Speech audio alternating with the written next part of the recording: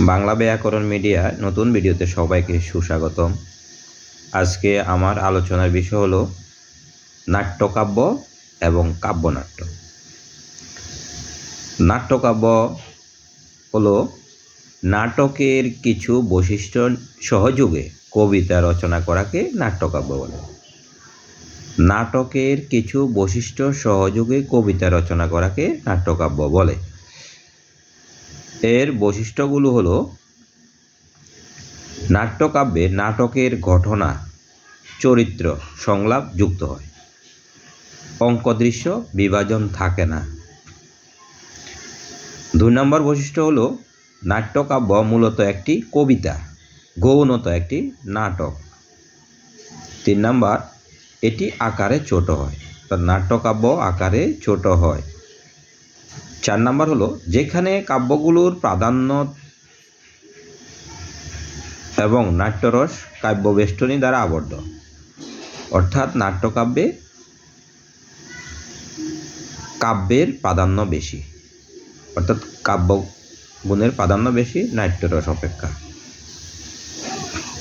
উদাহরণ যেমন রবীন্দ্রনাথ এর বিদায় অভিশাপ, সতীর পরীক্ষা। এবার আসা যাক কাব্যনাট্য।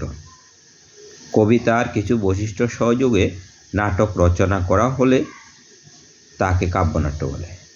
কবিতার কিছু বৈশিষ্ট্য সহযোগে নাটক রচনা করা হলে তাকে কাব্যনাট্য বলে।